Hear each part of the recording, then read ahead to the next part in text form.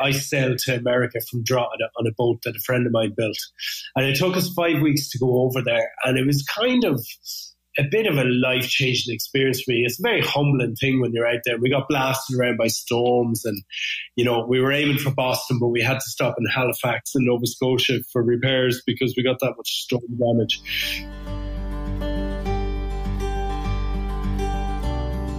Welcome to the Milk Bottle Labs Shopify e-commerce podcast, brought to you by Milk Bottle Labs, officially Ireland's top-rated Shopify experts. Milk Bottle Labs build, upgrade and market Shopify stores all over the world. If you're not happy with your current platform, Milk Bottle will migrate your online business to the Shopify and Shopify Plus platforms with zero interruption. This podcast is supported by Rewind.io, the leading backup solution for your Shopify store, available in the Shopify App Store. Thanks for listening. Now over to your host, Keith Matthews. Welcome back to the Milk Bottle Shopify e-commerce podcast.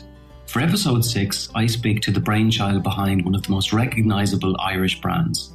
Donagh Quigley is the founder of the Handmade Soap Company.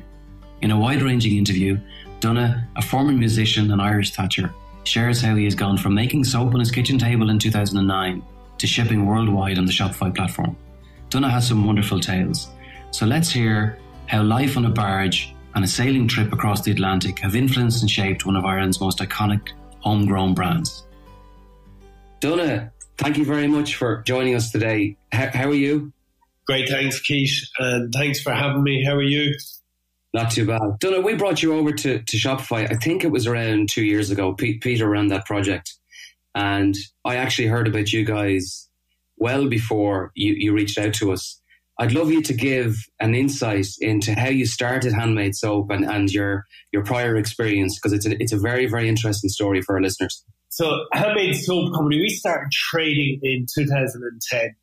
It was really put together in 2009. But before that, I played a lot of music in my 20s, and it was a bit of a vagabond lifestyle. It was terrific and it was great. We spent a lot of time traveling around Europe in the back of transit vans and just having great crack, you know, but it can be a hard life as well, and it runs its course. So when I was 30, I was living on a barge in Dublin, just in behind the Blanchardstown roundabout there. There's a place called Belflock Hotel. There's a few barges there. I've just got a bit of an obsession with boats and all things aqua and motor.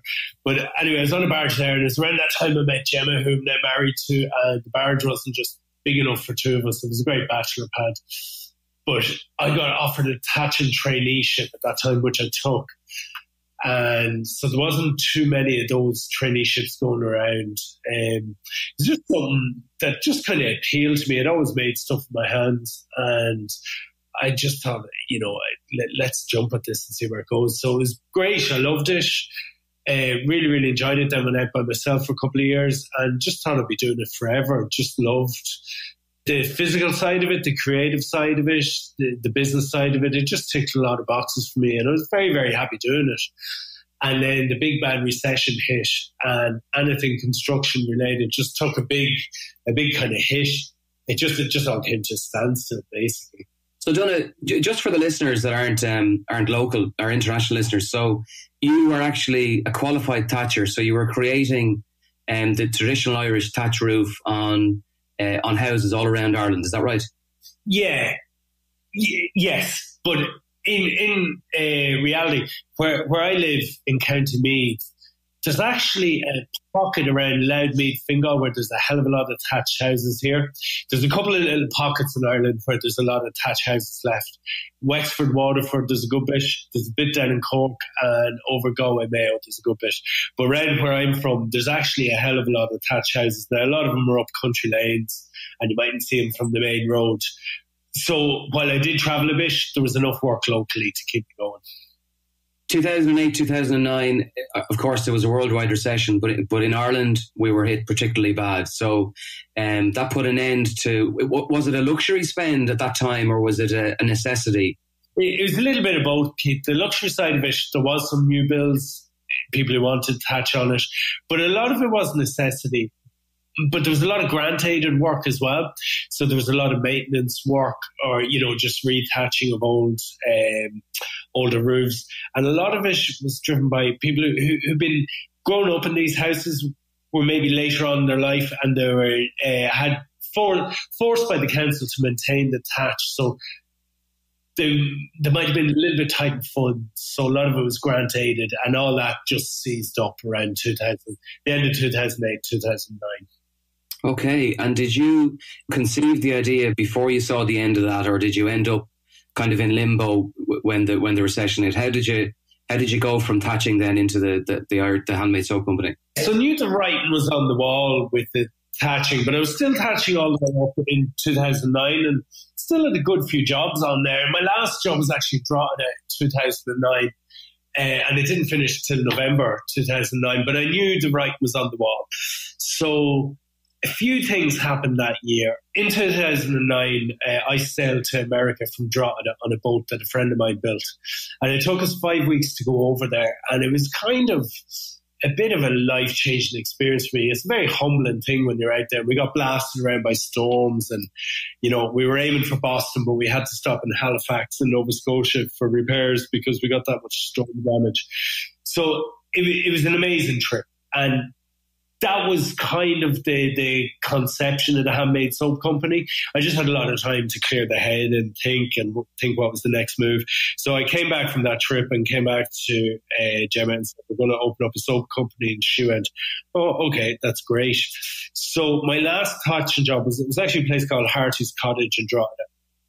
And I used the money from that to fund going on a few courses where you learn how to make soap and buy some basic equipment. And I was kind of working in the evenings, putting that together, coming up with a logo and trying to flesh out what the product would look like and that kind of stuff.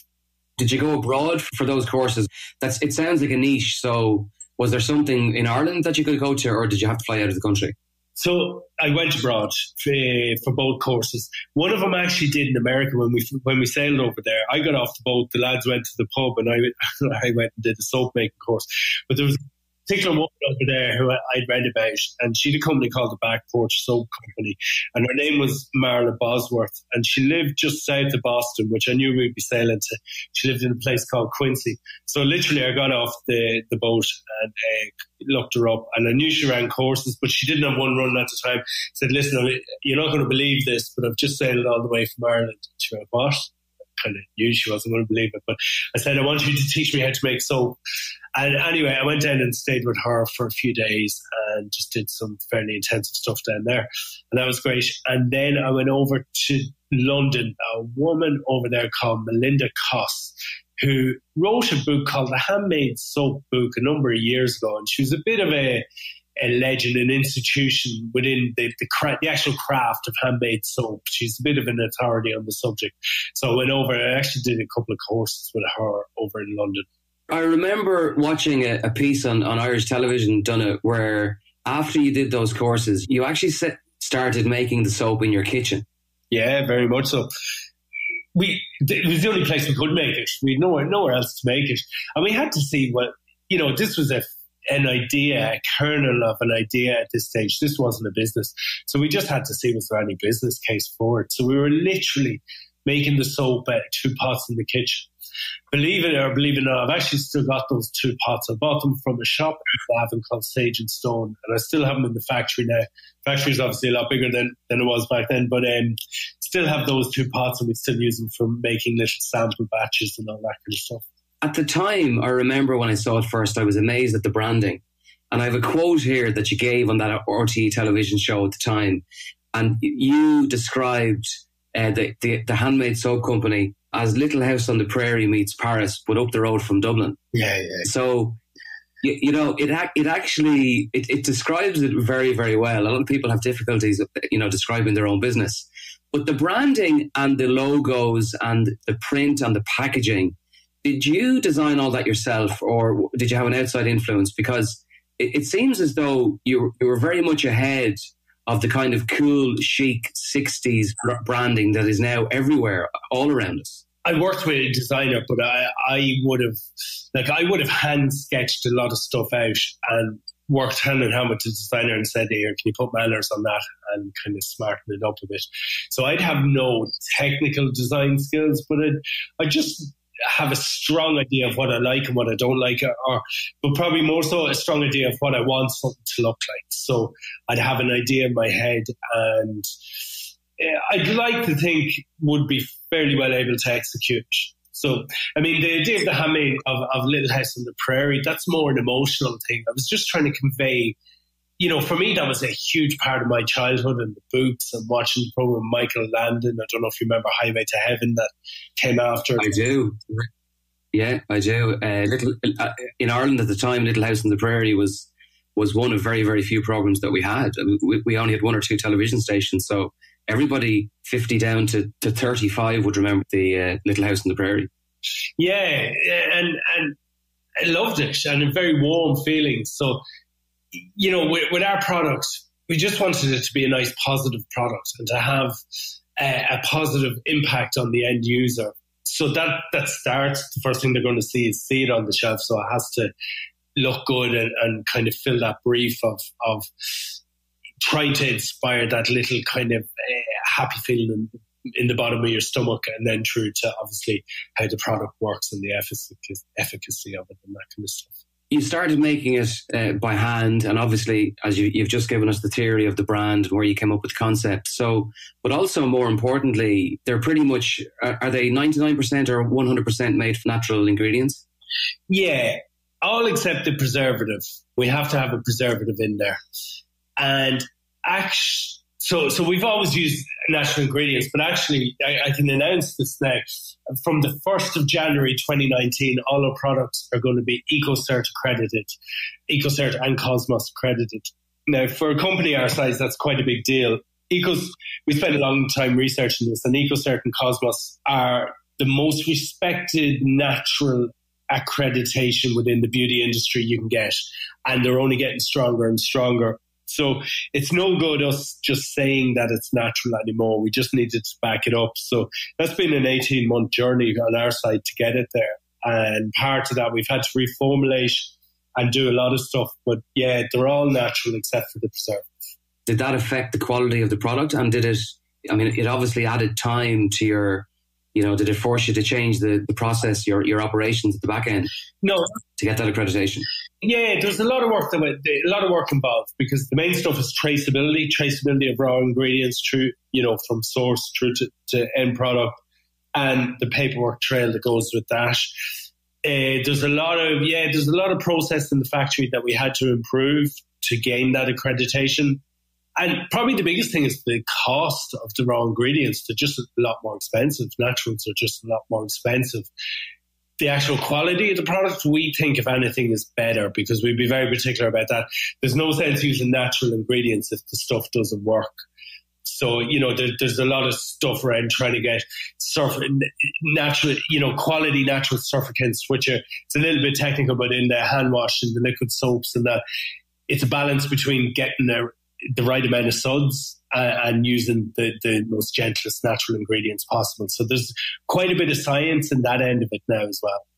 So that accreditation, it doesn't just arrive at the door. It's a genuine trust mark then. So that should, I suppose, build trust with your customer base in the future. Then, I suppose at the end of the day, what I'm saying is it's worth it. Very much so. Particularly we're kind of expanding a good bit in Europe now, and it carries a lot of weight.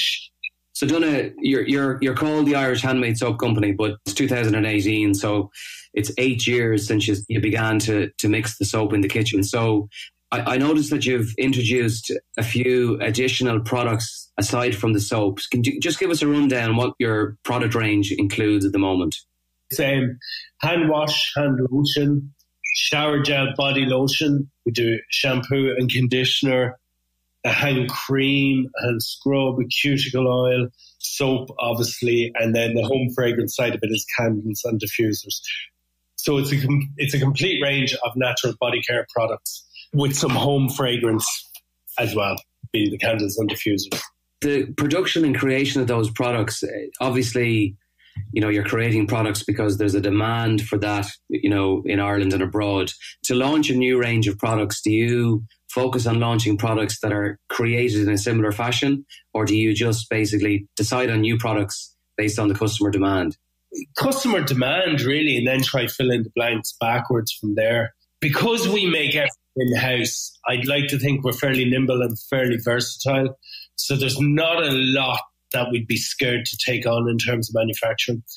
So, yeah, customer demand and fill in the blanks.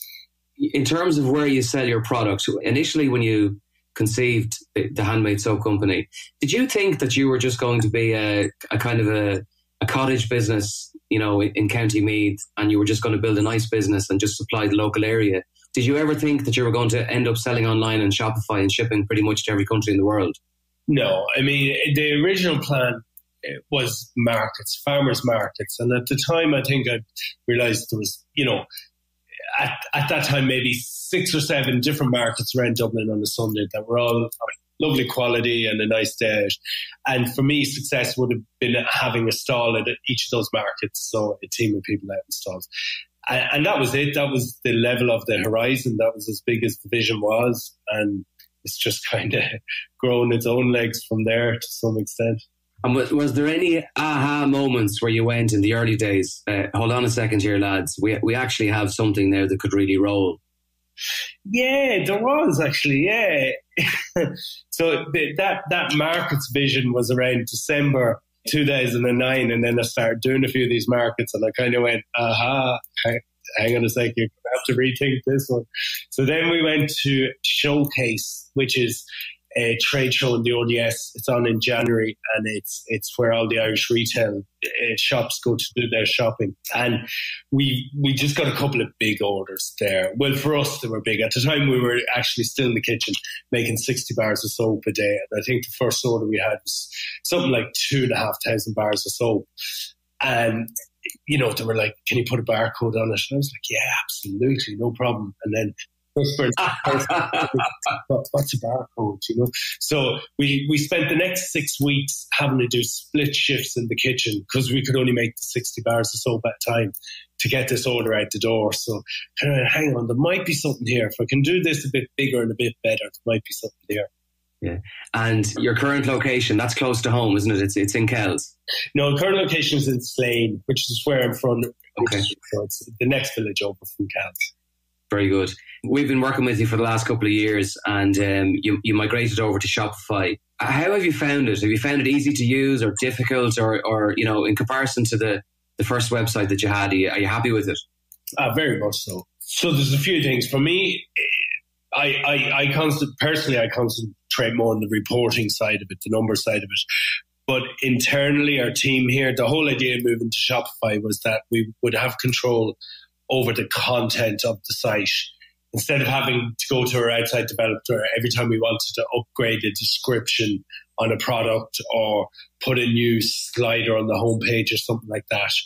And it's definitely fulfilled that and more. Very happy, yeah. You're fulfilling the product from the same place that you're producing it, is that correct? Correct, yeah. We ship everything from. Yeah, so you've kept everything as simple as possible. Donagh, one of the things that I'm very interested in, and one of the things that I've shared this with a few people in the past, one of the biggest challenges that our customers have is producing content and marketing their business outside of the easiest route, which unfortunately is Google AdWords and PPC, and it's also expensive. On a regular basis, you create an email newsletter to your base. Can you just explain and just share what that newsletter includes? The intention behind it was give. So we just try to create content that we think people who would like our brand, they would also like this other stuff, whether it's other brands or whether it's stuff that other people are doing. So it's just stuff we've interest in and stuff we found and stuff we think is worthy of resharing. So the philosophy of it is that we are just bombarded too much content and we don't want to add any more to that unless it's worthy of people's time. You know, just respect people's time. So we just try to do that in a little newsletter. It's not going to change anyone's life, but we would like to think that it's worthy of someone's time, and that's the intention with which we write it or curate it. We write probably half the content and half we curate. And Donagh, what sort of a team have you got in Slane? Obviously, I know that you curate that newsletter, but you've your own marketing team. So have you got anybody dedicated to social or dedicated to PPC? I'm assuming that you have a business owner for that within the business, have you? To be honest, Trish is with us 3 days a week, and it's myself. So we're fairly lightly resourced on it. And out of those days, there's a lot of demands on time. Like a lot of growing companies, it's hard, and it's real chicken egg. We want to throw more resource, more people, and more days at it, but it's just hard. And you have to make choices. Yeah, it's a challenge, isn't it? Yeah, it is. Yeah. And then in addition to online, then, Donagh, I noticed that when I go to hotels around the country, it's great because I always end up washing my hands with your product, which is brilliant. But I just wonder, in terms of your own business, what way is the business split? Is the retail and the trade sector the largest side of your business, or are you doing a decent chunk of it online as well?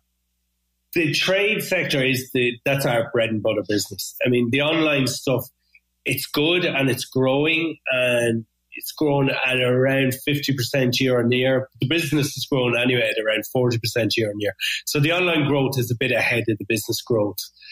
I guess we prioritize the online. We probably give it more weight than its percentage turnover deserves because it's our window to the world. So we spend a good bit of time trying to maintain the website and making sure it looks good and that kind of stuff. But our bread and butter trade is bricks and mortar stores still. And Donagh, just to finish, thanks very much for the insights and the history. Where do you see next year? Are you going to launch some more products, or is there any particular market that you're going to enter that you don't sell in at the moment? Or have you got anything exciting on? Yeah, so we have a couple of new product launches. They'll be launched. We have a lot of new product launches, actually. We have a body oil and a pillow mist coming through in January. And we're launching a couple of capsule ranges, wildflower ranges. So we're harvesting some wildflowers, processing them here in the factory, and then using that to make products. So spring is snowdrops and crocus. I think summer is daisy and dandelion. Autumn is going to be hawthorn and honeysuckle, and winter is going to be fuchsia, forget-me-not. So we'll have a whole lovely stream of new product coming through there. But in terms of markets, Brexit is obviously everywhere in the minute, but we've been working very hard in the UK for the last number of years, and it's just starting to take off for us now. And there's a few really, really significant things happening over there with all the political stuff that's going on. You wouldn't want to think about it too hard, or else you might stop doing what you're doing. So I guess for us, the main focus will be just driving on in the UK. Your observations on Brexit are right. Unfortunately, there's a lot of businesses that are completely depending on the UK as their main market. So I suppose you're a little bit different because you're selling all over the world. But look, Donagh, thank you very, very much for your time, and thanks for sharing your story. We'll be in touch, and we'll keep an eye on the success of the Handmade Soap Company. Yeah, thanks, Keith. And just to finish up, thanks a million, and thanks for Milk Bottle Labs. We've been working with you guys for 2 years now, and thoroughly enjoyed it, and hope to continue that. Perfect. Listen, Donagh, take care. Thanks very much. Thanks, Keith. See ya. Bye.